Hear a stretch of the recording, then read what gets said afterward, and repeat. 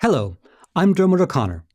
In this series, I'll be covering tips and tricks to help your animations have more vitality and quality. Not just that, the correct application of these techniques can also increase your output, sometimes dramatically.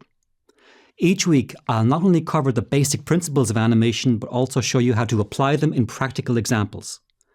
It's one thing to know about squash and stretch, timing, the creation of keyframes and breakdowns, but it's another thing to see how they're correctly applied. The best animators know how to create the illusion of complexity by working on top of a few very simple building blocks.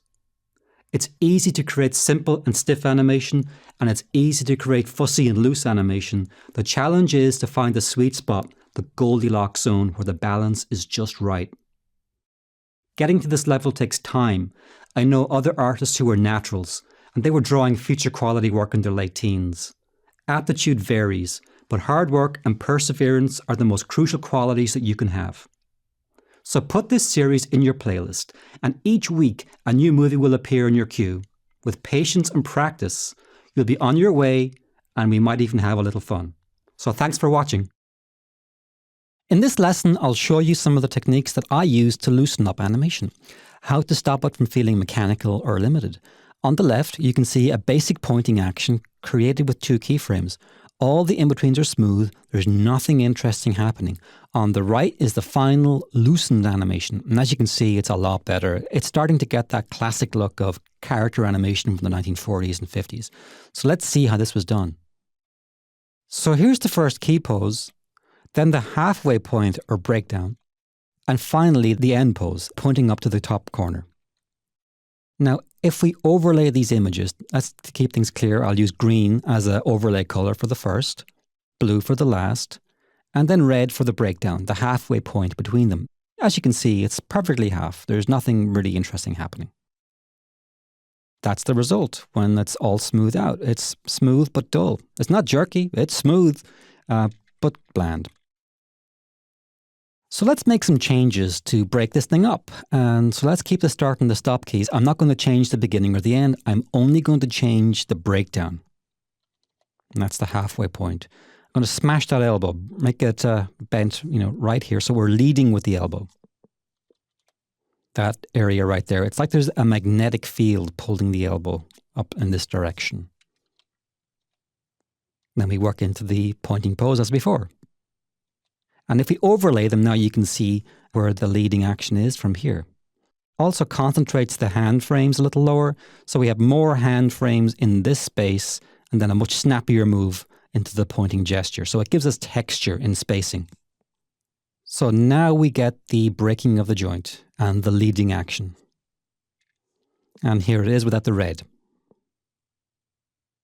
So using these 2 techniques, the leading action, pulling the elbow forward, and also the breaking of joints, like bending the joints.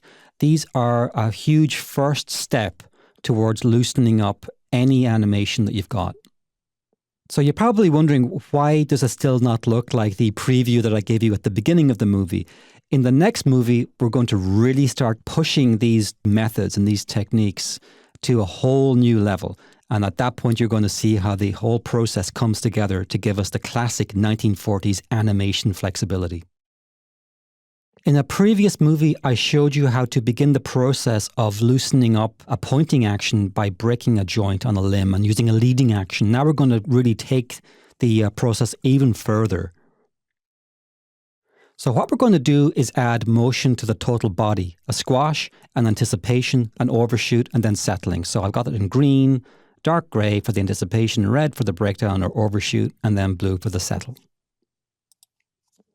So we go from the start, anticipation, overshoot or breakdown, and then the final settle pose.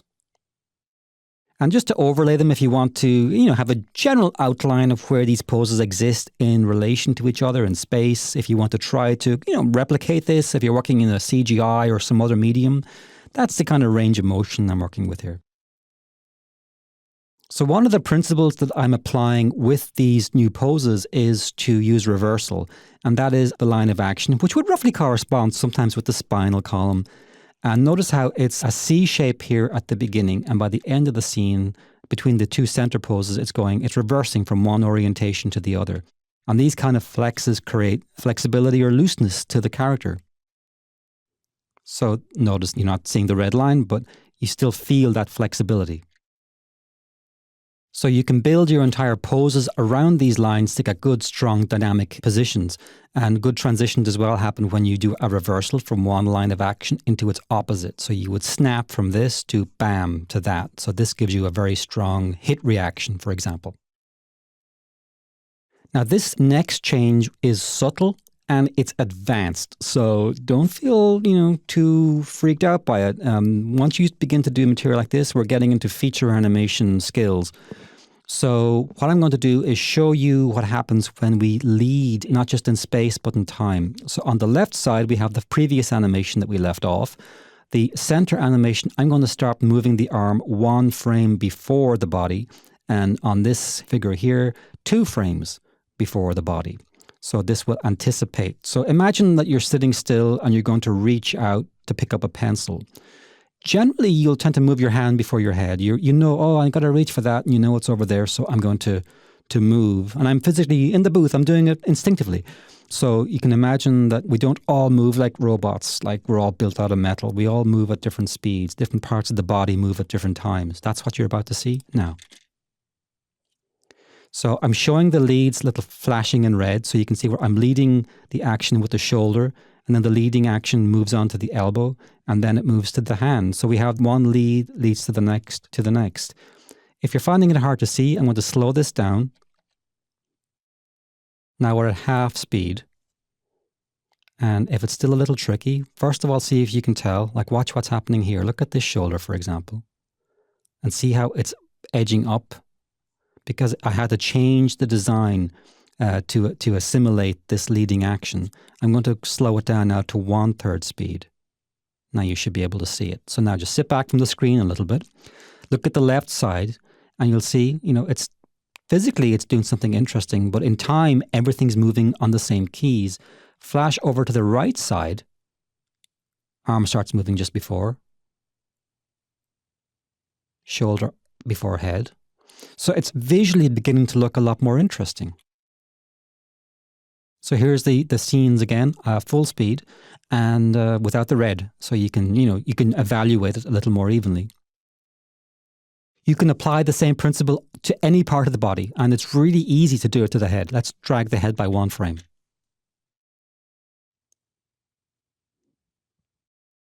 Looks really nice. And that was not as painful to do as the hand. It didn't involve as much finessing the model as it required with the shoulder, for example.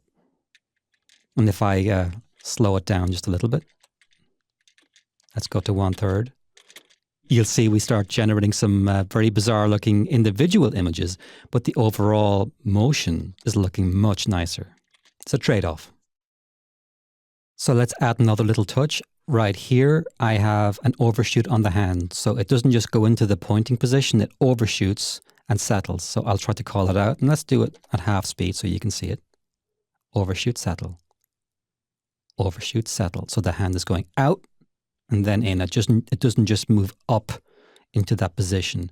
There's another subtlety I want you to notice, and that's the finger. The transition from the finger, from a fist to a pointing gesture, now happens there, so you can actually see the finger unfurl. Otherwise, that gesture gets lost in this whole huge motion. And then I thought, maybe I can push this just 1 more frame. So I dragged the head by, or delayed the motion of the head by 1 more frame. And that gives us our final classic look to the action. So we've kind of smashed every stiff factor that might make this look like a symbol-based animation. And now it's looking like it was drawn in 1949. So just to sum up, the major techniques that I used in this lesson were the breaking of joints, the use of leading action. In time and space, I used reversal, anticipation, and overshoot. So it's how you bring these various components together that will determine how loose and how fluid and how classic your animation will look. Do not expect to get here overnight, and you can apply them one at a time, see what works for you, but keep these tricks, these techniques in mind, and I think it'll really be a help. In this lesson, I'll show you the potential pitfall of twinning, and by avoiding it, how to loosen up your scene. Twinning is an easy trap to fall into, but there are also times when it's okay to twin. As you can see in this illustration, we have a simple action with the character making a "what's up" gesture. Now the problem is that the animation starts in a symmetrical pose, stays symmetrical throughout the entire scene. This can look a little mechanical, a little stiff. Also a little unnatural. Now, there are animated shows on television that allow this as part of their house style. I'm not going to name them. Some of them are extremely funny and extremely good, but keep an eye out and you'll probably notice. It doesn't bother them, so for horses for courses. The advantage of scenes like this is that they're much easier to animate because you just go through like this with these simple poses and all of your keyframes occur on the same frame numbers. In this case, all I need is 4 keys, and these are glorified in-betweens. So it's not hideous, but it's much in keeping with that TV style. But what if you want to push your work to look more like feature style animation? And then we need to break this action apart and to reduce or eliminate this kind of twinning. So in this image of the timeline, you'll see where the keyframes were placed for the previous animation. The left and the right arms are both held until frame 11. The entire pose pretty much is until here. And that's when they start to move. And then they hit those positions on frames 15, 18, and 23. And my frame rate for this was about 30 frames per second. So here are the poses with the relative frame numbers. So one way to break the twinning effect is to do it with time. Let's simply take the right arm, and we're not going to change the positions of the arm. We're just going to move it forward in time. So instead of starting the motion on frame 11, just slide the entire action forward by 1 frame. Now this is what happens. As you can see, that 1 frame shift has an immediate effect. I think even at normal speed, you can surely see it. Now, of course, this makes your animation quite a bit more complex, as your previously tidy stack of keys on 11, 15, 18, and 23 will now also contain keyframe actions for the arm on 10, 14, 17, and 22. Let's continue this principle to see if we can be more aggressive. Let's move the right arm forward by 2 frames. So now we will have our keys on 9, 13, 16, and 21. This is the result. And you see it's already becoming even more obvious. Now, when I said the final keyframe would be on 21, we can end both on the same frame, of course. We don't have to snap this arm into an end pose. So let me show you what that looks like. So for example, as we're mechanically sliding all of these forward to here, this end pose 21, that can be on 23. We're not obliged to moronically move all of these forward by 1. We can end this one here or here. This one can end there or there. So this has been illustrated just for geometrical simplicity. So let's proceed. I'm going to move it forward now by another frame. So now the arm is leading by 3 frames.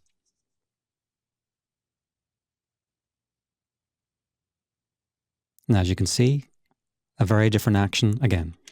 I'm going to continue now, and we'll just do the same thing by 4 frames. And now it is so obvious that nobody could miss it. And if I just pause this at some point in the middle, pick any frame, they're all going to look quite different, much more natural. So as I said earlier, you're not obligated to mechanically slide one set forward by 1. This was a very good example of just doing it for your first time. For example, I can move it to the first frame on 9, then to 12, then 15, lining up again, and then ending much later on 24. Move these around, see what works, see what doesn't. One part might lead and then follow behind and then catch up again. So these kinds of leading actions and following actions, they are going to be varied. So I don't want you to take away from this, all I have to do is slide 1/2 of the body forward by 1. It's certainly the quickest, most efficient way of doing it, but there are many ways to play with breaking up the motion of your character so that you get these much more interesting and natural actions. So here I've applied the same principle, but I've moved the whole body. So now the body moves down on an anticipation, up on an overshoot, and then settles. Of course, this does complicate the drawing process if you're animating this on paper. It means you've got to redraw all of your keys and breakdowns. And this was one of the big time sucks when we used to do this by hand on paper. But for those of you working in CGI or in Adobe Flash, Adobe Animate, or Toon Boom Harmony, these sort of tweaks might be a lot quicker and easier to make if you're working with a rig or a puppet. So as you can see, we've come a long way since version 1 of this action. One last thing to remember, you can fight twinning or symmetry through time, as we've done here, but you can also fight it by changing the pose. So in this version, I made a small change to the left hand of the character, placing it on his hip and breaking the physical twinning. Now, when we play the scene, there's almost no twinning left. The final pose still twins, and that's fine. I like this pose, and there are times in life when we do hold strong, symmetrical positions, and this is a really good example of one. So remember the 3 things. Firstly, you can fight symmetry in animation by changing keyframe positions through animation. Secondly, you can fight symmetry by changing the pose. And thirdly, remember that sometimes a twin pose is the right one for the scene, as you're looking at right now. It's all too easy to fall into the trap of being timid when animating the head. Even in the days of hand-drawn animation, junior animators had a tendency to avoid articulating the head, in spite of the fact that the head is an extremely flexible object. This is made worse with puppet-based animation like Adobe Flash or Animate or Toon Boom Harmony. It's very common to see scenes with an up-down settle pattern. In effect, the head is like a little spring, whereas in reality, the head's more like a ball socket, and we need to be able to move past this cliche or pattern. So let's see how. The most obvious thing to remember is that we can pivot from the base of the neck and the base of the skull. So I've marked these 2 pivot points with these red crosses. And here I'm overlaying the images to give you an idea of the distance and spacing I use for this animation. So about from here to there. And here's the travel for the opposite side. So how far you can push your character before the design or model, if you're working with a CGI or a 2D puppet, might constrain this part of your animation. But it's a good idea to have an animated character that can look good in an upshot. And finally, the down position be about here. Now let's look at the animation of this basic cross movement again, and I've added dotted lines for the eye line and the center line to illustrate the degree of movement. And here again, without the dotted lines, so a little more natural. Next, we have the ability to rotate the head. Now this can be done from the neck or the base of the skull. In this example, when I rotated the skull, I found it easier to use the center of the skull as the axis. So you can use whatever works for you. These are cartoon characters, so you can, if you want to pivot the skull from here or from there, your design, your rig might vary. But that looks pretty good. So again, to break this down, here we have the range of rotation pivoting from the neck, the red cross, from there to here. And the same rotation to the opposite side. I could have gone further, but I wanted to give you a more modest example. So here's the pivot effect when using the skull as the axis of rotation. Again, note that I set the pivot point in the center of the skull, but I could have used the base had I wanted to. So whatever's most appropriate. So here's the animation with the dotted lines again to illustrate the eye lines and the center line. And again without.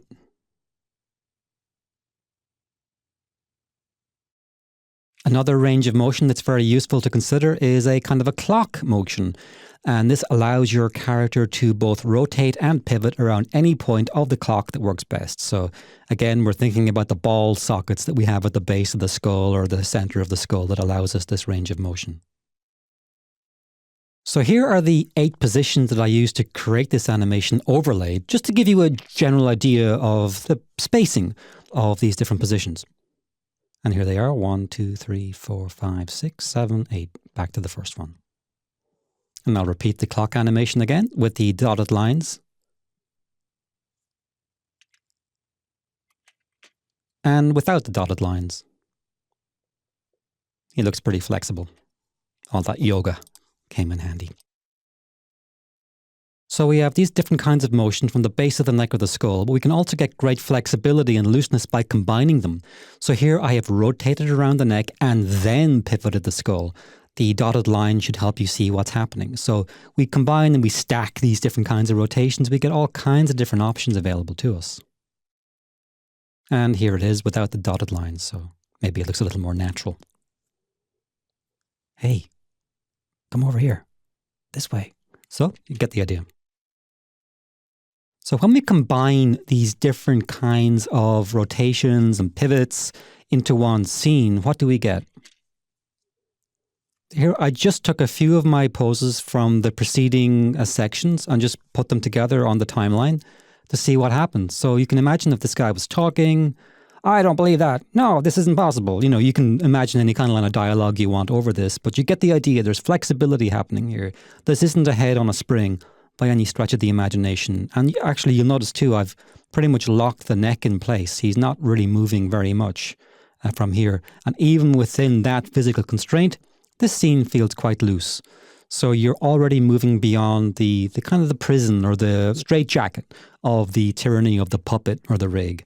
So try to apply these principles of rotations, pivots, and tilts to your character's head, and hopefully you can break out of that trap. You might have heard the expression cartoon physics. And here's the classic example of cartoon physics, familiar to anyone who has seen a Roadrunner cartoon. The character runs off a cliff, but doesn't fall until they realize that they're floating in air, and usually after they've been floating in air for a few seconds. Now, although this action does violate our physics, actual physics, it does obey its own mad internal logic. So I'm going to look at how to apply classic animation principles to achieve this and what to avoid. So here's an example of lazy cartoon physics. The character runs out and then they just fall. Now, about 4 days after I created this animation, I actually saw a cartoon on TV where someone did this and it was cheap. And why it's cheap is, it's not cheap until here. It's cheap until, let me slow this down to about a third. And you'll see what's happening is he's running off screen. I'll speed it back up again until we get back out and then slow him back down. So what's happening with the cheap version is not very much. He's just falling like in one stretched animation. That's terrible. So to show you the right way again, classic cartoon physics involves applying physics selectively over time. So let's start with the floating pose. Notice that there is no gravitational effect at the moment. He might as well be floating in outer space wearing a spacesuit. So what happens is gravity hits his feet first. Doesn't hit anywhere else, just his feet. Now I've actually simplified this. We could have even taken this further, but let's keep it simple. So the feet fall faster now, and then the gravitational effect finally hits his waist, which slowly moves. Now I've begun to move the head by a tiny amount also, but really not as much as it should be moving. But if you really wanted to push this, you could actually lock the head down too and not even move it at all. The hands are moving up to kind of oppose the falling lower half. But again, I could as easily have held them in place holding a cup of tea. So the classic sight gag from the 1940s or 50s would have been to have the character reach behind and hold out a sign saying, uh-oh, or something silly like that. So now we have extreme falling on the legs with really pulling the stretch as far as we can. We're really pulling out the body to be almost a noodle. And as you can see, we have an upper zone with almost no gravitational influence and an extreme gravitational influence towards the feet. And now the neck is feeling the pull. And again, we are just destroying this character's anatomy at this point. I would not want to have this hanging on the wall. It's not meant to be seen. This is a frame that's meant to be felt. Especially this one. And at this point, again, the neck is a noodle. The arms as well. Worse here. And then we're finally off screen. So what we have on these numbers at the top give you frame counts for the points at which if you want to apply something like this to an animation of your own, this will give you a feeling for the kind of punishment that you have to inflict upon the character to get this kind of classic cartoon physics look. Now, when I said that we were dealing with cartoon physics, that doesn't mean we can just be arbitrary and quote unquote magical in our approach to things like falling. So these line spacings here represent any given point. It could be the top of the skull or the eye line, but for every frame on the descent, he is getting faster and faster and faster and faster. We would never, even though we are violating some physical laws or making up our own, we wouldn't want to have this one down here and sticking, because that will just look bad. So the audience can accept zany cartoon physics, but they won't accept things slowing up, speeding up, and just being jaggy all the way down. That's just ugly to the eye. And of course, the one last thing that I added, which is a little bit beyond the scope of this, is the classic smoke poof and speed lines, which you'll see right there. So a little bit beyond the scope of this course to get into the creation of those, but they were always like a vital little icing on the cake for the world of cartoon physics. I'll be dealing with the creation of effects like these in a later course, but for now that's a useful look at the right way and the wrong way of approaching cartoon physics. Traditional animation made great use of staggers. So here's a typical example. It's a basic scream.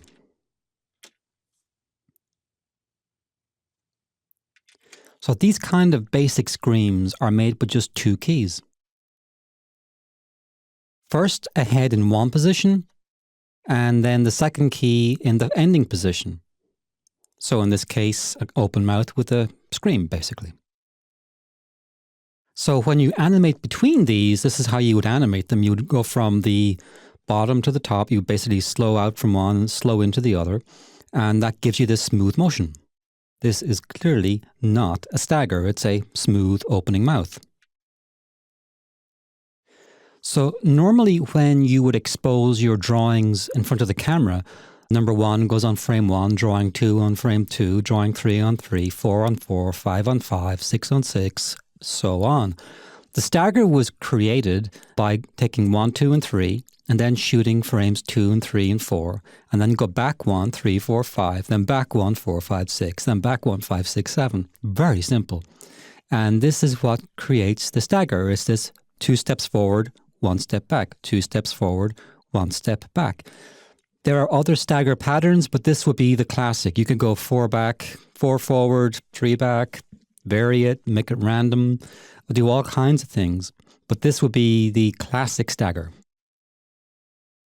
So here is the same animation, but just with a more detailed character design.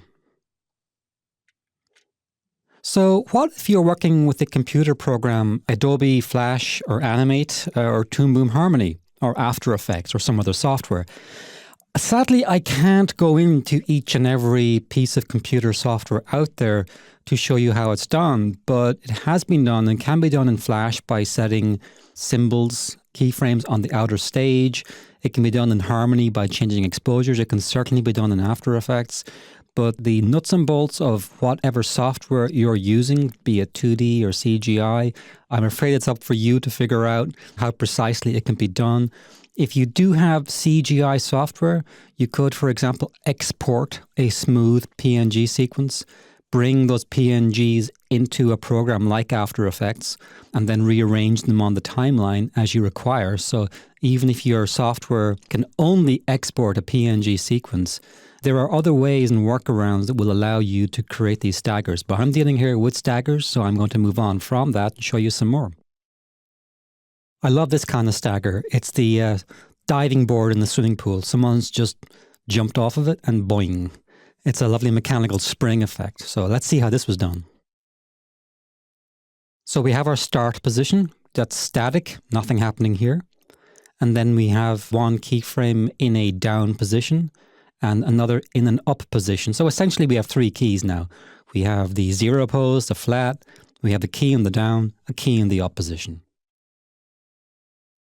Now we create 2 families or sets of in-betweens.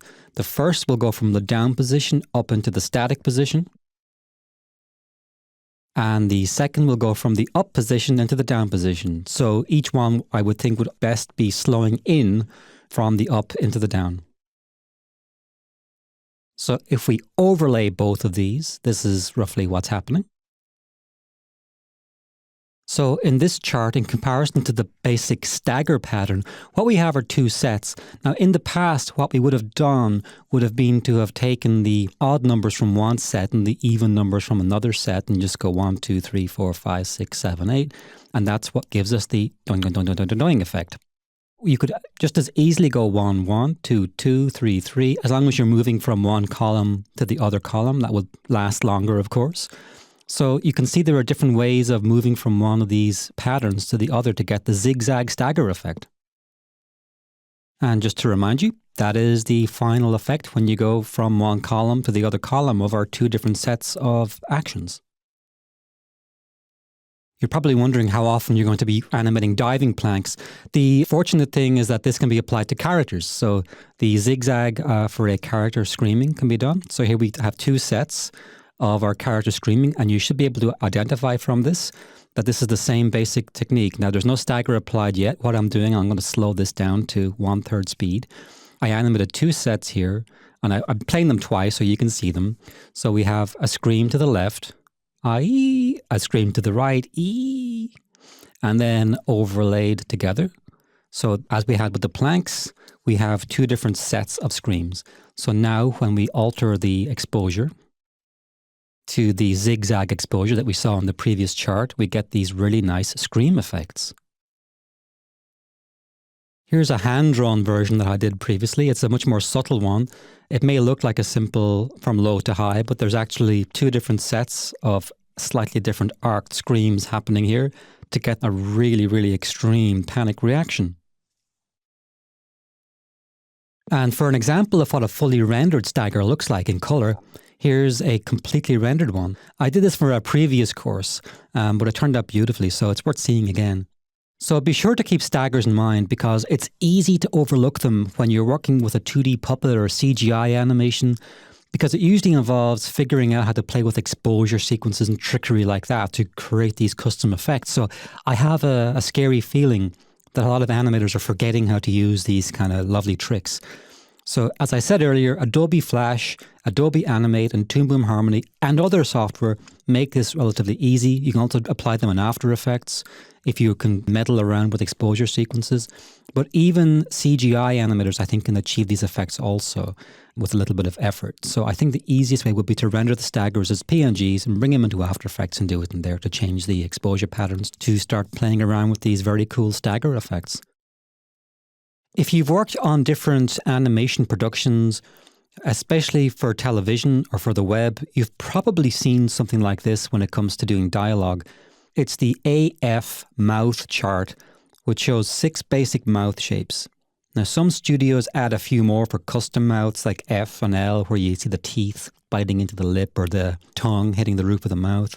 But these 6 shapes are the most common. If you haven't seen this before, please don't be confused by the letters A through F. They do not correspond to the sounds made by the character. They're just labels that describe the different shapes. So the A mouth, for example, will be used for closed phonemes like B, B, B, B, M, M, M, and P. So closed mouth shape here, this would be OO sounds, does not correspond to the F sound, for example. So pretty straightforward.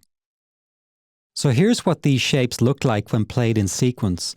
Much, if not most, of the dialogue made for TV and the web, and even for some features now, can be pretty dull as a result, as these same 6 shapes are played over and over again in different sequences.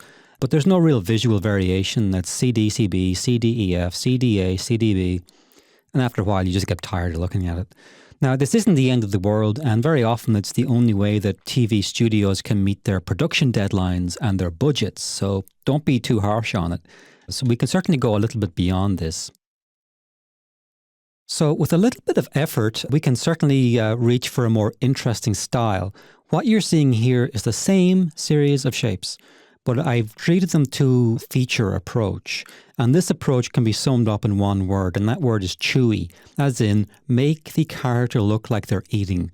This is more possible on a CG animated character, as the riggers can create these really nice blend shapes, which will then cascade down to production. So they would make like an A shape that would look like, or a D shape, the D mouth would look like this. The A mouth might look sad or You might have a really nice ooh mouth, but the entire face is flexing around. The whole thing is moving. It's possible sometimes with some rigs in Flash or Harmony to get the same effect. I'm going to confess, I made this in Flash. So there, what you going to do about it? And I know a lot of people are snobby about Flash. It's not the tool.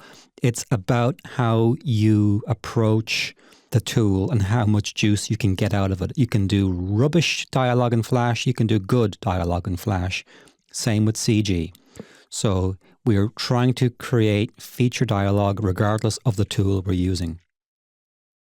So it's a really good idea to remember that even in reality, the human jaw is incredibly flexible. The jaw doesn't have the ability just to open. It can pivot from side to side, and it can open a lot, as you can see on this image right here. And we can move backwards and forwards, as you can see here.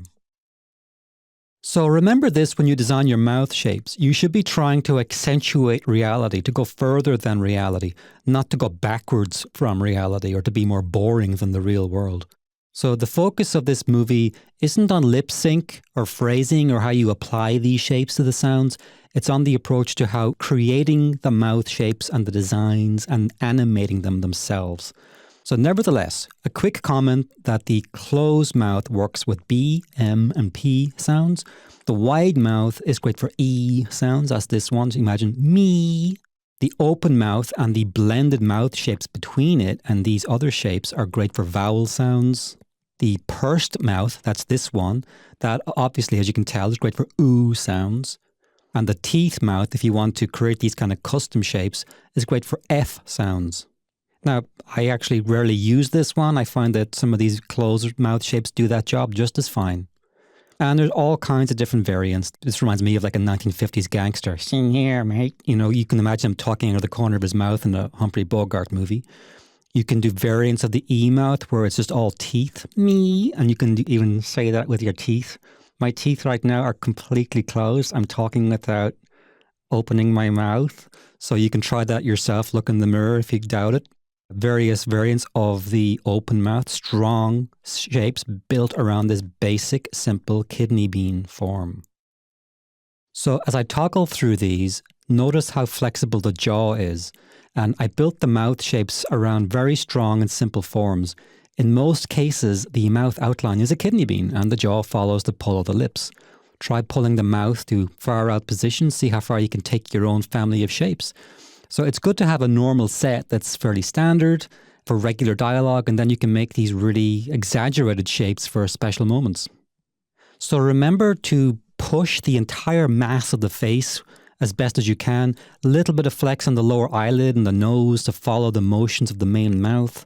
Don't be afraid to try to pull the mouth to weird positions to one side or the other.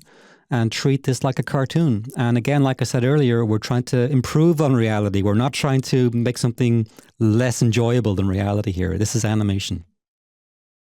In the last movie, I showed you a classic cartoony 1940s style figure in a front view dialogue scene with all the spectrum of mouth shapes from closed to wide to open.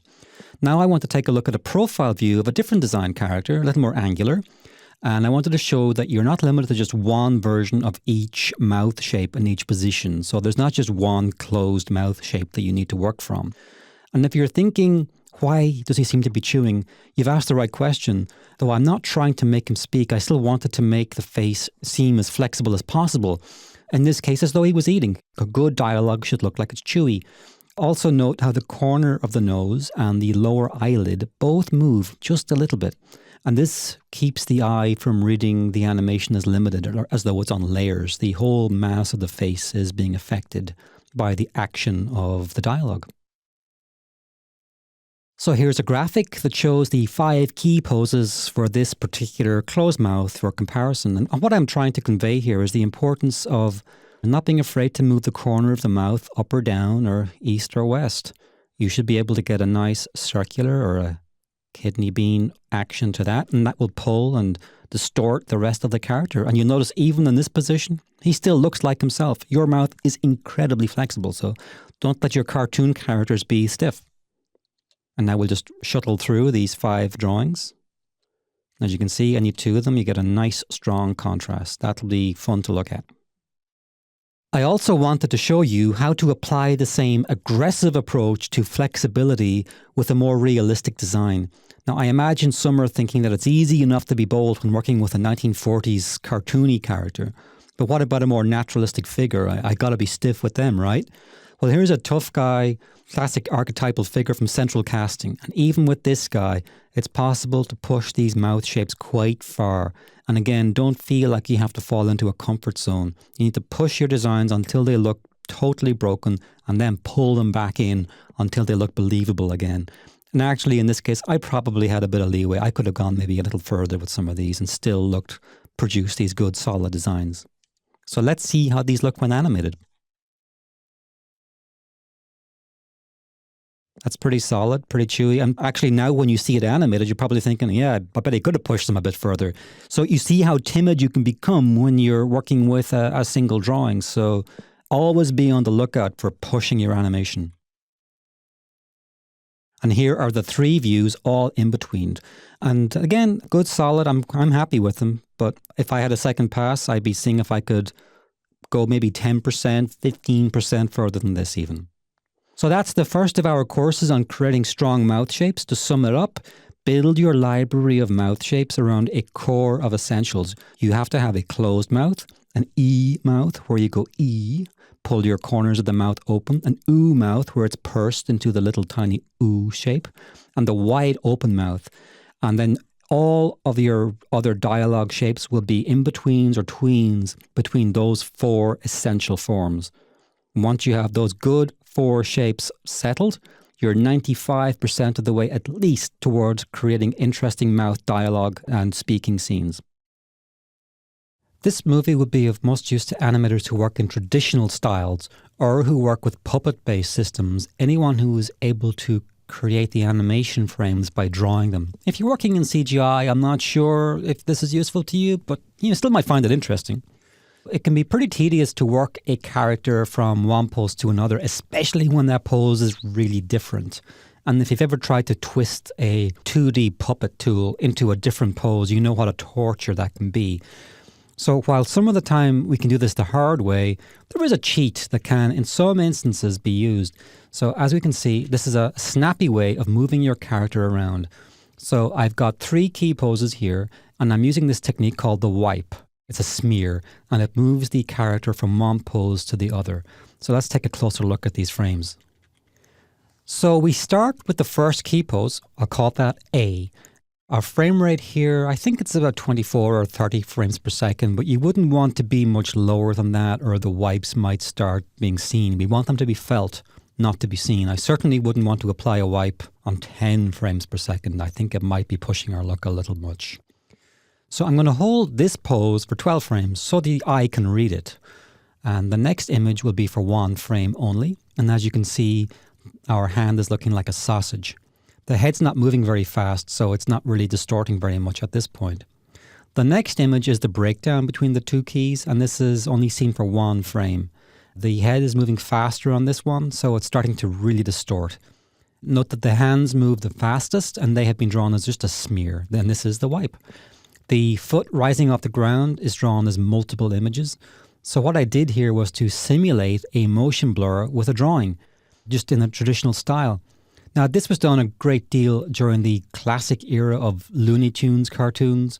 And you watch any of those cartoons, or a Roadrunner cartoon, and you're going to see a lot of this.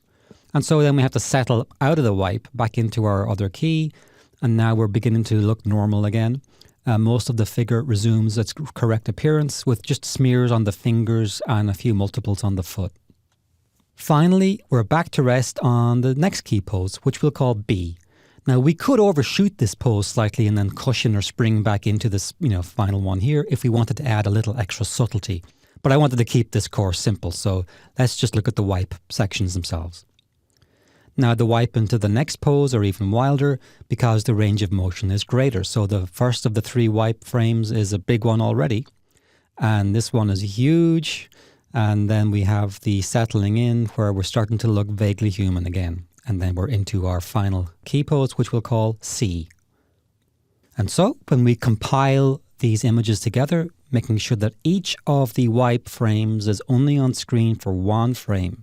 So between A, B, and C, there's only 3 wipe frames between A and B, and 3 wipe frames between B and C. And we're holding A, B, and C, the major normal poses, for 12 frames or a second or so we can read them. And you can see how snappy that is. It really feels nice. So I like to show people how the frames relate to each other in depth as they're overlaid one on top of the other. So I'll show you the first key pose in green and the second key pose in blue. So when we overlay them, you can see how far the motion was. It really wasn't very much for the body. It's pretty normal, but the hard part was going to be getting the hand from here to here. So that was our first wipe in the dark color. So what I did was I just took the finger points, these areas here. I began drawing from here and just saw where they were ending and just drew these series of long, blurry smears from one to the other. That was the most important part of the entire drawing. Other parts move a lot less, such as the shoulder. That can be in between more normally. And the head is another squishy blob with the eyes feeling like jello. So these are the drawings where you really should be having fun. And now when we toggle between them, I'm just going back and forth. You see the effect. And there's the entire range of wipe frames from the A pose to the B pose. And 1x is 1 frame, just 1 exposure. That's all they are. In the previous movie, I showed you how to use the classic wipe technique to cheat from one dramatic pose into another dramatic pose without having to conventionally animate them. So there's another great application of this technique which allows you to move characters off the stage as quickly as possible, exit stage left or exit stage right, or to move them around.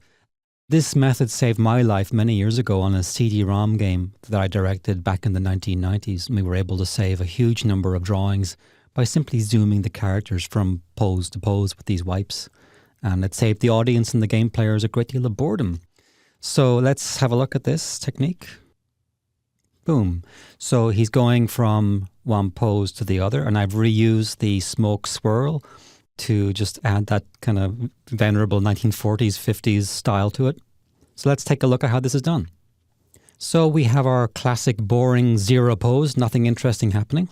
And it's very important if you're going to execute one of these wipes from that position into a huge movement across the stage that you work into a strong anticipation pose.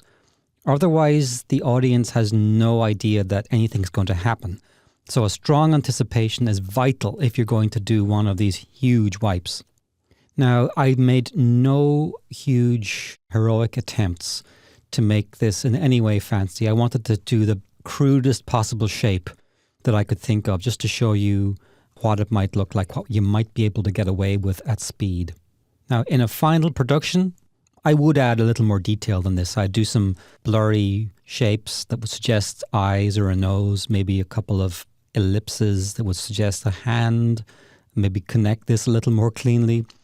But this essential form, this pattern, is a very good base to build from. You should be thinking in terms of these extremely simplified, elongated blobs. And at the opposite end of this, we're settling in. So that's why I added this little squash and settle. I didn't just slam into this end pose. I allowed them to overshoot slightly and cushion into it. Now, of course, there were more poses than that involved, but those were the standout ones. I'm going to slow this down a little bit to 1/3 speed. So you can see at the beginning, anticipate, hold, blur, and slight overshoot on the end. Squish rather, and then up into that. And that's our wipe from one pose to another pose. As you might imagine, the same technique can get the character off screen just as efficiently. The only difference being you don't have to settle him into anything. You just transition that blob off screen. Something urgent's going on, so he's got to get to a meeting. So here's a fuller performance. Now, I created this one for one of my previous courses on how to hand animate in Flash. Now, you'll notice that the wipe, which gets the character from the pointing gesture back into his end pose or his settling pose. So you can integrate these kind of wipes into an otherwise completely conventional acting scene. So let me slow this down just a little bit, maybe to half speed. There you go. So let's play it through another time. How dare you? And now he will blur. So play it one more time. And this time I'll go to 1/3 speed. So to sum this up, this is a really nice technique to know, and definitely use it where you need to use it, but please don't overuse it. It's not a substitute for the hard work of animating from one pose into another pose, but it's a great method to use if you need to add a little cartooniness and just spice and extra energy. So it's certainly icing on the cake. In a previous movie, I showed you how to create a dialogue sequence with a cartoony male figure. And so now I want to show you a similar process with a cartoony female figure, although her attributes are, slightly more realistic and subtle than the super cartoony and goofy looking male figure. She's still pretty interesting. She's fun to look at. I really enjoyed animating this. And I actually hand drew it because, it was looking nice. And if you're wondering how I hand drew it in Photoshop. And it has a nice little timeline feature now. The later versions, I think CS5.5 and above, have a very basic timeline feature, but it does allow you to do hand-drawn in-betweens. You might want to look into that. So as you can see, the face has a little weight to the cheeks. We're moving everything. The entire area is plastic, meaning it's flexible. So as the mouth moves down, the lower eyelid moves down. I did lock in this shape here around the eye, but I could definitely have pulled that down just a little bit more. There's subtleties I could have added, but this is looking like a lot of fun. The different mouth shapes have nice contrast. They all are in the same family, but they're not stiff. They do move from one interesting shape into another interesting shape. Also notice that the corner of the mouth travels from north to south. And not just that, it's actually moving in a little kidney bean circular shape. And similarly with the lower lip, it's traveling from about here to about there. It's pretty bold. And let's take a look at the images. So here are the 6 most common shapes that you'll use in dialogue with their labels A through F. I've said this before, I'll say it again. These labels don't correspond to phonetic sounds. They're just labels to describe the shapes. So the A mouth, for example, will be used for closed phonemes like B, M, and P. The wide mouth is great for E sounds. The open mouth and the blended shapes between it and the others are great for vowel sounds. And the pursed mouth is ideal for ooh sounds. So this is closed mouth. So if you're saying me would be that, or from this one to that one, me. So that would be A, B, or A, C, B. You get the idea. Meow is the sound if you were to follow the entire range from A through F. So let's look at the process of creating these shapes. The secret is in the sequence in which you create the shapes. I always start with the closed mouth, the A mouth. In the AF labeling system, this is called the A. So the second shape to work on is the wide open mouth, or the D mouth.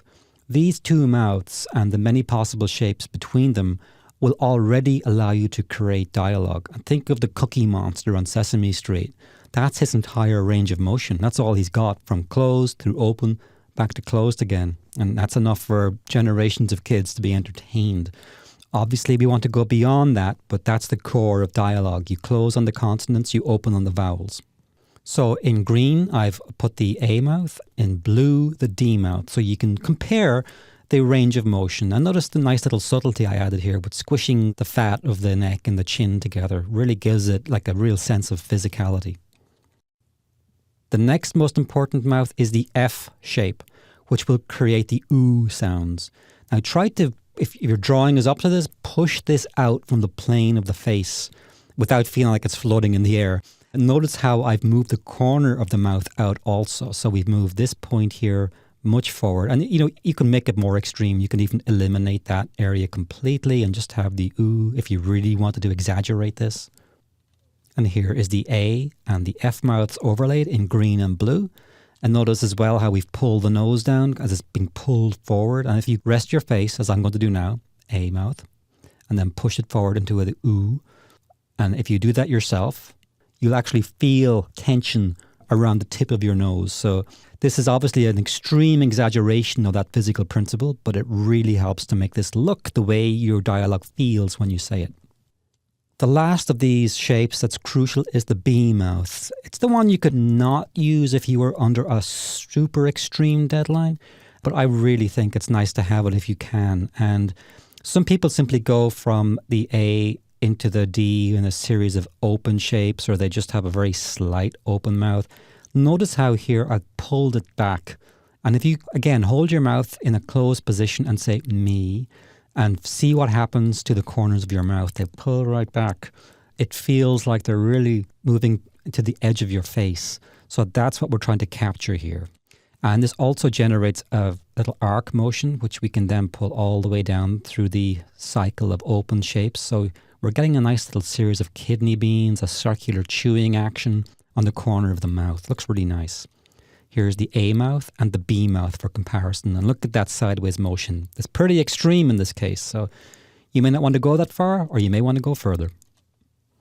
So the 4 core shapes again are A, B, D, and F. Closed E shape, wide open vowel sound or shouts, loud dialogue, and the OO shape. The C and the E are in-betweens, really, between glorified in-betweens, as what they're best as between the B and the D and the D and the F.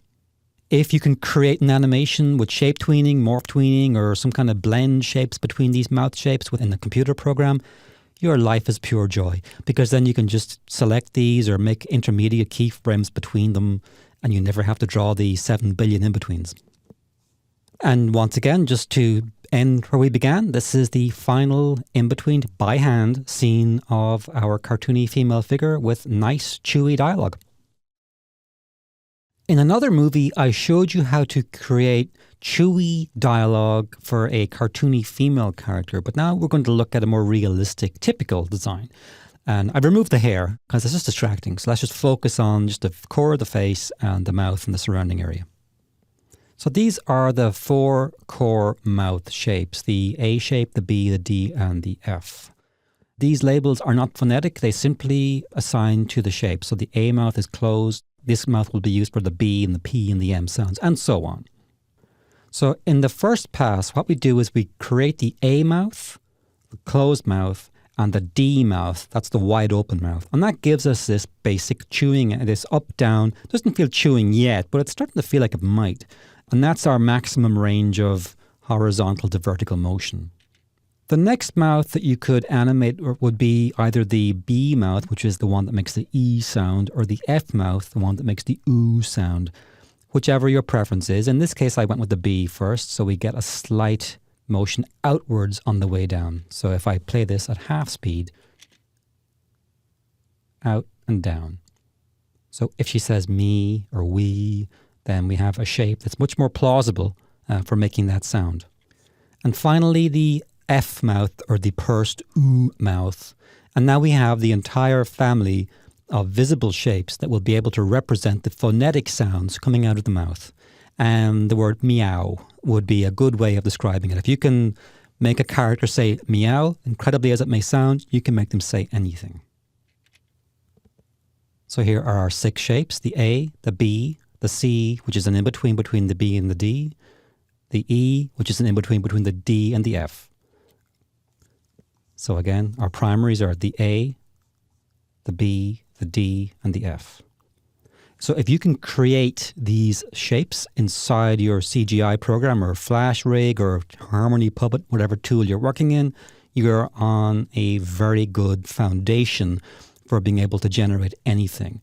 And I love setting up systems in Harmony or Flash where I can blend between these shapes. So I could put down a keyframe and a B and a keyframe and an E, and the program will in between the 7 or 8 in-betweens between one or the other, between any of these. It's tremendous fun to be able to watch the program do the in-between for you.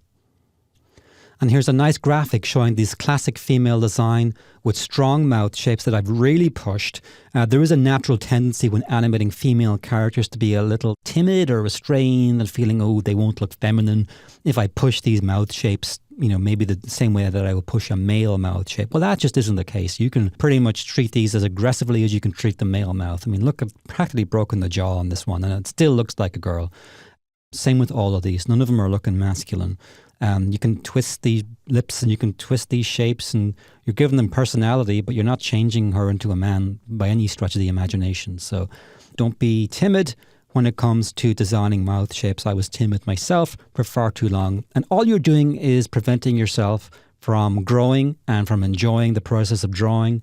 And if you push too far, you can always pull it back in again. When you go so far that it just looks like it's an alien or a Martian, fine, you've gone too far, then you pull it back in.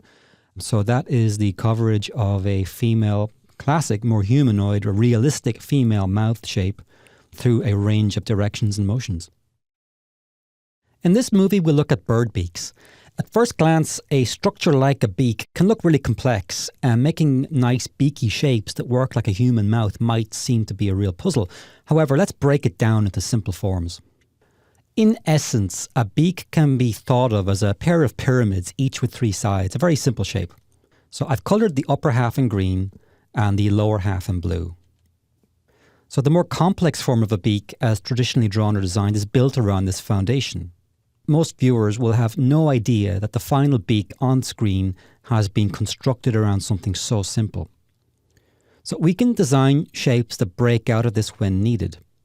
The classic example is the ooh mouth shape. So let's make this beak appear to whistle. So I've done 2 things here to break out of the pyramid. Firstly, the ooh shape, which treats the hard beak like soft lips. Audiences have been watching cartoons doing this for years. So far, nobody has complained. So don't be scared of treating the beak as soft when necessary. See this little heart-shaped thing here. The other thing to notice is that I've rounded the corner of the beak here. This gives us a stronger and cartoonier design. I didn't have to do this, but it's good to know that you can. You can get away with it quite easily. And also, I deleted the line from the corner of the beak to the mouth, what could have been here. This makes the ooh shape stronger, more graphical. So here's the range of mouths in the standard meow series, going from the closed to the E shape to the open to the ooh. Now in this one, I've kept the shape throughout. I haven't pursed this into a completely rounded off shape. So it's not that you have to do that, but you can if you feel you need that extra bit of flexibility. And overlaid on that, the pyramid shape just lightly sketched in so you can see the construction process. It's natural to be worried about transitions. I mean, how can I get from one of these really strong shapes to another without it looking weird, jaggy, flashy? Most of the time, the best way is to snap from one into the other, sometimes with a little cushioning, 1 or 2 frames in between, but you can be quite bold. So for example, you can go from that shape to that shape, back to this one. The audience will buy a lot. So here's our 3/4 front view, again with the closed, the E shape, the open or the ooh, and as they're also known, A, B, D, and F. And there's the entire A, B, C, D, E, F range. Notice that the corner of the mouth here is pushing back slightly. If you're saying the word E, it pushes the corners of the mouth up. Then we in between in the C mouth into the D mouth, which is the maximum stretch down. And on this one, you really want to pull that mouth down as far as you're comfortable. And with the ooh, again, pull it forward. And you have the option, as we've already discussed, of rounding off that corner if you really want to get cartoony about it. So here's a profile bird, and just to show you the same principles in the side-on view where you can really see it. This is more like a seagull. I didn't really try to make it a specific species, but you get the idea. Now, the thing to watch out for is to be really brave about the up-down motion. As you can see here, the up point is somewhere around here, and the maximum down point, if I can follow it, is somewhere around here. So we're traveling the mouth quite a bit. We have a nice circular motion on the corner of the mouth. So it's a lovely chewy animation. Let me slow it down by about half. And you can see we're snapping into this lovely ooh shape. And look, you're barely even noticing it. And when we go back to full speed, what it conveys is just flexibility. It's lovely. Here's a smaller beak, something more similar to a sparrow's, but again, following the same basic rules. It's a different angle, an upshot, but by now you should be able to notice the pyramidal construction of the beak. It's invisible on the surface, but it's there beneath the design of every frame I drew here. So regardless of the angle of the beak or the design of the beak, the basic principles are the same. Keep the construction simple, though of course you can add complexity over the simplicity. You can add all kinds of bumps and scallops and details to a beak to make it more complex. But as long as the beak is built on this basic, simple pyramidal foundation, you should be safe. Don't be scared to push the beak, to break some of it, to treat it as a little more flexible than it is in real life. Even though it's hard as bone in real life, doesn't mean that your animation has to be stiff. You can flap a shape here and there to really make it feel alive. and keep the dialogue chewy. Don't be afraid to move the edges of the beak into nice, circular, strong motions. Also, don't forget that as a result of this, some of the surrounding face is going to get pulled. So pull that lower eyelid down, fat around the chin, do all of that good stuff to keep it feeling like it's made out of meat. So off with you and have good luck with that. Occasionally, it'll be necessary to make a geometrical object speak, maybe for a talking logo or some really strong and stylized project. The most famous example of this would be the doorknobs in Alice in Wonderland, where the keyhole functioned as the mouth. So I wanted to demonstrate 3 extremely simple shapes to show how you might approach the challenge of making a triangle talk or a square talk or something very simple. So in this graphic, you'll see the triangular, the square, the circular. I left the peanut mouth out because basically it's just a variation on the circular mouth. But that gives you the idea. You can make variations on these. You're not limited to these basic ones. There's all kinds of things you could do, but these will be the general principles of how you approach it.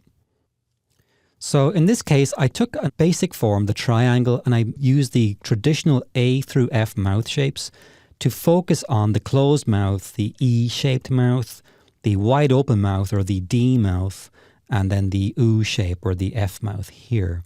The challenge is if you can design these shapes in these 4 forms and do so with a pleasing design, you've cracked it. So these are the triangles or the pyramidal shape. And again, I've just put teeth inside them. You could take those teeth out. This will still work as dialogue, just as pure silhouette. Same goes for the square mouth, and indeed this little indent here, I could take that out and just keep it as a pure rectangle. That'll still work. And the same applies to the circular mouths. And let's just look at them, A, B, D, F. And then overlaid is a very useful tool. So this is a nice little color code just to give you the different layers and the range of motions that I designed for these different shapes. You're not obligated to follow this pattern, but this will give you a feeling for how I achieved my particular sequence of shapes and how they worked. A, B, D, F, and the square shapes, and also overlaid. Green on the bottom, then blue, then red, then the darkest F is on the top. And here we go from the circular shapes as well. And you'll notice from the closed mouth, I just push the corners back slightly on the B or the blue mouth. So we get a nice series of contrasting shapes. So as we build out the rest of the series from that, we know we're on very good ground. So here's the final colored animation, just to show you what the end result of what a graphic style can look like. Great for games and stuff like that. So I hope this gives you some idea of how to tackle a non-human or geometrical shape or form. Again, the main thing to remember is, can you create those 4 basic shapes, closed, the E mouth, the wide open mouth, and the U mouth? And if you can't, you might have a problem on your hands. So good luck with your graphical mouths. Here's a really fun dialogue action that emerged from some sketches that I created from my previous course on how to draw animated characters. It's got a lot of squash and stretch, as well as being really interesting to look at. So initially, as part of that drawing course, I wanted to show how to illustrate older characters, those with some weight and wrinkles, loose skin. And so I did this quick character sketch, and then I just designed these 3 shapes in profile.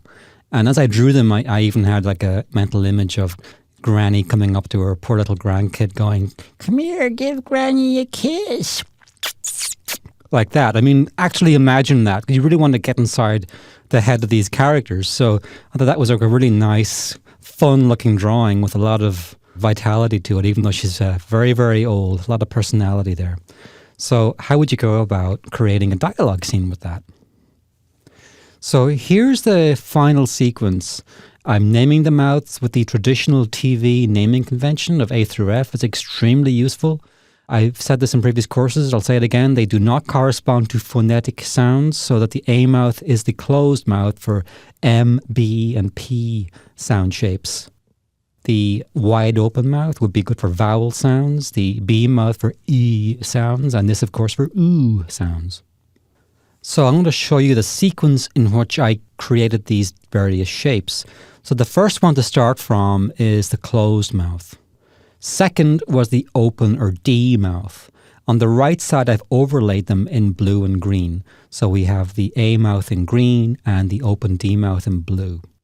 And this allows you to see the extent of change or motion between them. So if you want to try to follow along with your own elderly character or a variation of this, that'll give you an idea of the amount of travel you're going to have to induce in the character's mouth shape to match this. Notice also, it might be hard to see, but there's a tiny little pull down of the nose and even there on the lower eyelid. It's extremely small, but it's just enough to stop it from reading like it's held. Next, and working again over the A mouth for reference, I created the F mouth, which will be the OO sound. And again, on the right side, you can see them overlaid for comparison in green and blue. Notice that the slight motion on the lower eyelid and the nose to follow the primary motion of the mouth. So the mouth is moving forward and pulling a lot of the rest of the shapes of the face with it. I also like to draw your attention to the increase in volume in the cheek between the A and the F shapes. Normally we recommend that you don't increase or decrease volume in the shape, but of course the cheeks can inflate and deflate with air. So it's one body part that can violate this rule on occasion. And also here, because she's so saggy on the face, she's able to push, that flesh forward and just basically, for that one brief moment, achieve a little increase in volume. And the most subtle of our four main shapes is the B mouth, which creates the E sound. Many people just make the B mouth a straight in between the A and the D, but I always like to push it back. So if you look at my green A mouth here, look at how far back I've pulled the corner of the B to get that circular chewing action going. And it's also got the virtue of it's pulled the cheek mask back. If I really wanted to push this, I'd have pulled the jewelry back a little bit and even the ear. I had to draw the line somewhere with this though, but even the little crease, it might be hard to see, but there's a little crease there in the corner that's been pinched. So those are our four main shapes. I call them the four. There's six here. Why? Well, C is it's an in-between. It's a glorified in-between for, some degree of smoothness in here. And the E is also pretty much an in-between. That's a tricky one, but it's certainly just transitioning from the D to the F. So these then become your six shapes. And in order to say the word hello, you'd start with B, C, D, C, E, F. And you get the idea. So that would be the sequence of keyframes that you would assign to the timeline. So here's the scene animated with in-betweens. Notice the very subtle motion that we're seeing here on the lower eyelid, the track. We understand by this and by the jawline following along and even the two creases, it tapers off around here. But this creates the impression that we're not looking at something that's like a layer crudely bolted on. The whole mass of the face is moving, so it's one consistent unified object. And finally, one last look now in tone. Looks really nice. So as I've said in all my movies about dialogue, strive to make the action nice and chewy, create good strong shapes and those four primary keys. And if you're going for a realistic or a richer style of motion, be sure to have some of the dialogue affect the surrounding areas of the face, such as the nose or the lower eyelid. And of course, this nice circular motion as well is just gravy. A breakdown is often thought of simply as the largest gap between two keys, as in this example, key 1, key 2, breakdown. This can be the case, but in skilled hands, a breakdown is much more than that. Let's look at the simplest possible breakdown right here. When the turn is fully in between, we get this smooth but bland turn. Note that the turn does nothing of interest. The eye lines, the nose lines, all of it, they're just flat. The center breakdown is as dull as you could hope for. It's 50% right down the middle. So there's the overlay for proof. So let's do something more exciting on the breakdown and let's see how this affects the entire animation. Let's dip the head. Instantly, this is a different scene. Now bear in mind that the keys are supposed to be the most important frames, but see how we can vastly improve the action by adding this extra movement to the breakdown. So when we see the keys in the breakdown side by side in one image, you can see the dip with the red line for the eye lines. That's the only change I made. And here they are overlaid exactly as they appear relative to one another for comparison. So now we'll do the opposite, and on the breakdown I'm going to move the head up and see what that does. That's pretty cool, but it's like he's looking at a jet flying by or something. I wouldn't use this sort of turn very often. It's more natural to dip on a turn, but this is still interesting. And here they are, side by side. And again, overlaid for comparison. Now we're going to do something much more subtle. There's no rule that says we have to place the breakdown in the precise center of the turn. We can favor one key or the other. So in this case, I've made a radically close favor, almost I think about 1/6 towards the first key, and I've added a slight tilt to the head, so it feels like he's leading into the turn with his ear. Now this is just incredible. It really looks zingy. When you start to create these kinds of breakdowns, you're moving away from the simpler styles of animation common to TV shows and webisodes and those kind of things, and you're moving closer to feature quality work. So again, here are the three images side by side, so you can see the dip on the ear if you compare to that red line. And here they are overlaid for comparison in terms of space, the amount of motion from one to the other. So this shows you the power of experimenting with the breakdowns. When I created this particular breakdown, I really wasn't entirely sure what it would look like. I had a general idea, but I didn't think it would look this cool, honestly. I could have done all kinds of different favors or motions or moved it up to one side or varied it in any number of ways. We've already seen how this small selection of adjustments to the breakdown completely transform the overall animation. So don't take your breakdowns for granted. Think about them and find out if you can add some extra magic to your scene just by being brave with the breakdowns. So now let's look at how we can take a reaction shot, in this case a really sad reaction shot, and add some vitality to it by adding a breakdown. So these are the straight in-between breakdown. There's nothing happening on the breakdown other than a absolutely obedient 50% midway between the two keys. This just isn't really good enough if you want to go, to the next level with your animation. And when we overlay the images, you'll see everything's moving in a straight line. There's no arcing happening. It's just a machine in between. So what I'm going to do on this one is something really subtle. I bet you can't even see it here because it is so subtle, but let's move to the next video. There's a very slight arc happening on the breakdown now. So this hasn't really added much drama, but it's certainly a much prettier movement. It's starting to lose some of that mechanical aspect to it. And again, when we apply the overlay of these three frames with the green key, the first key in green and the end in blue, you will notice that we have the beginnings of a slight arc happening on the breakdown. And indeed throughout, you'll see it on the mouth, you'll see it on the nose, even the points of the ear. So now I'm going to take this principle and push it quite a bit further.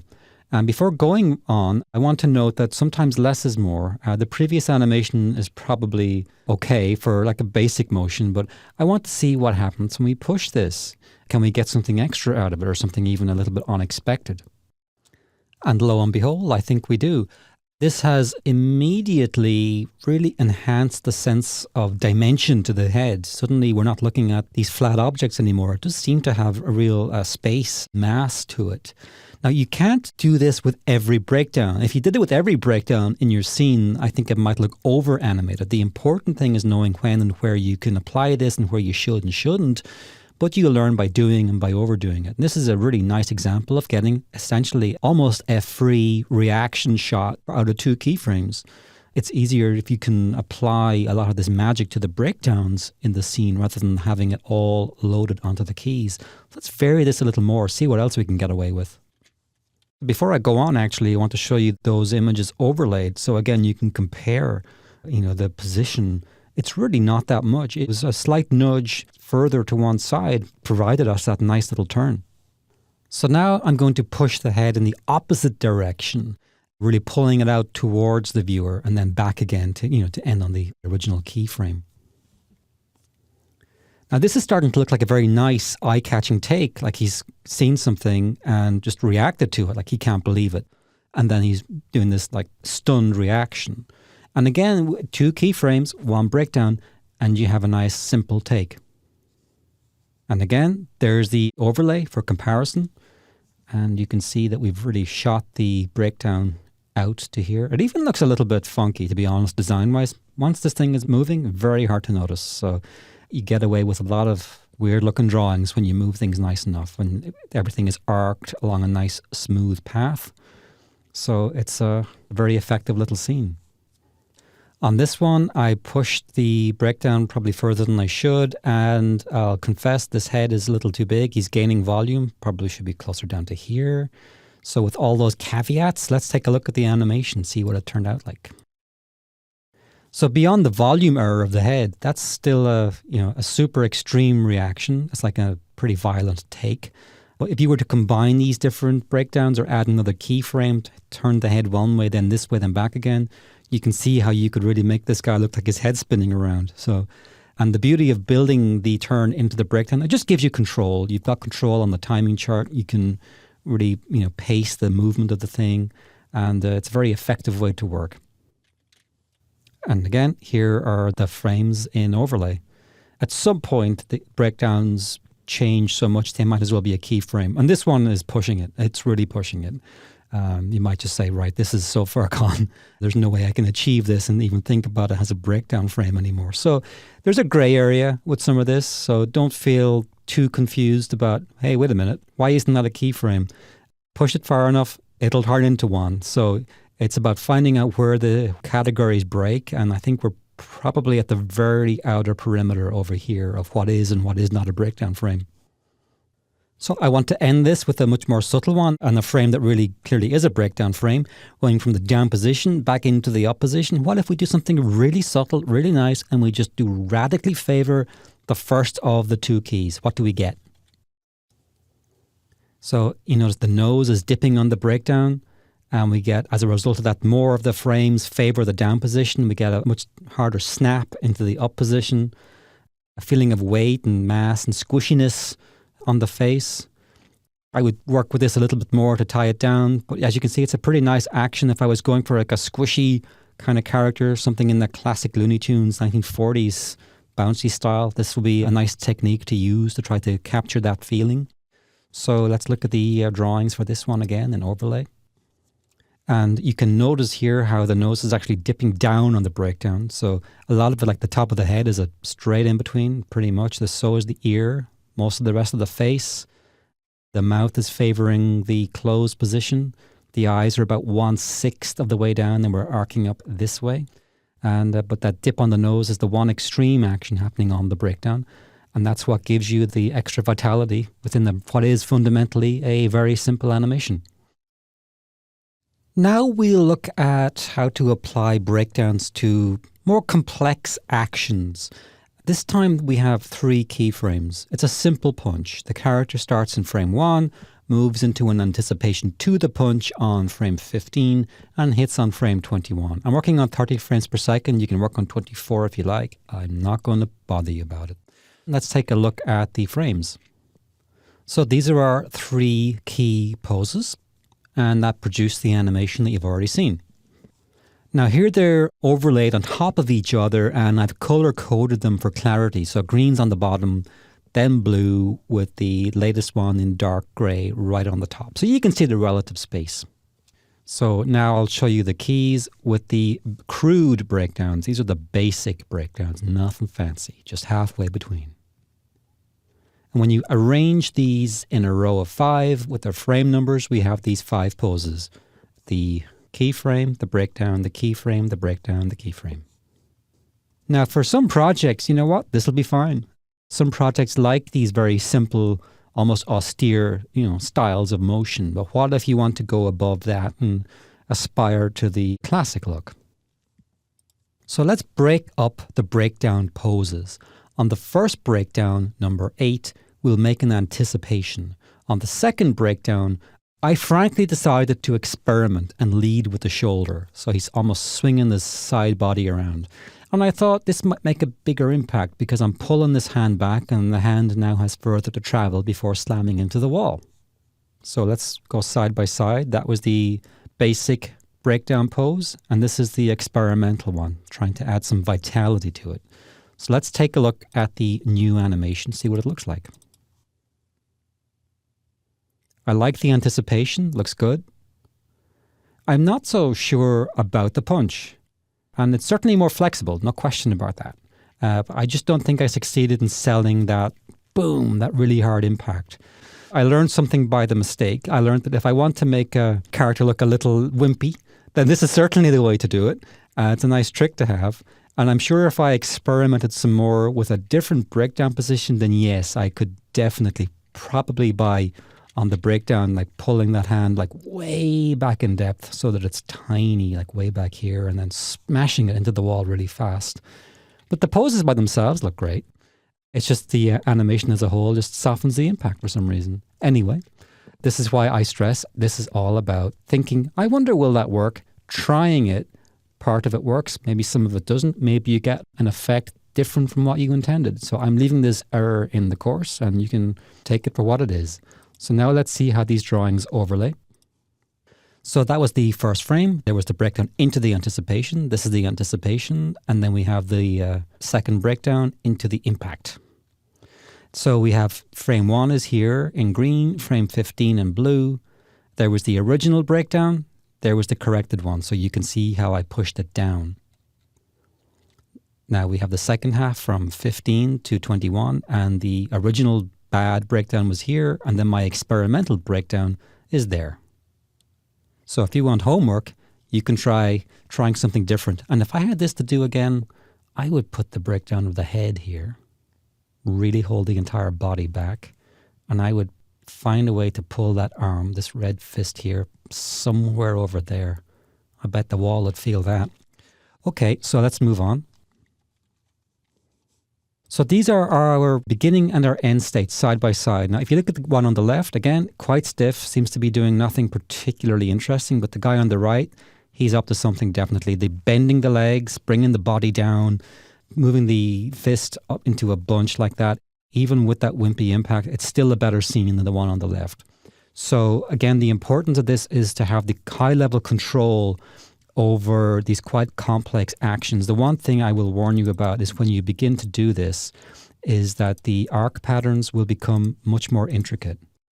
As you move from this position down into this position, back into this position, then into this one, the movements will go from a simple pendulum arc into something that will be more like a figure eight or a peanut or a lozenge or these kind of looping patterns. So you have to plot the arcs and just watch your arcs on the head, on the hand, any body part that's now moving outside of a simple 1, 2, 3. Obviously, any 3 points you can plot with a simple curve. Once you have 5, then all kinds of magic begins to happen, and you want to be in control of that magic and make sure that you don't have things arcing out in weird patterns. That will look truly ugly. My only takeaway from this in terms of adding fancy motions to the breakdowns, it's going to add complexity to your arcs, and do keep a very sharp eye on them to make sure that you don't have jaggy motions.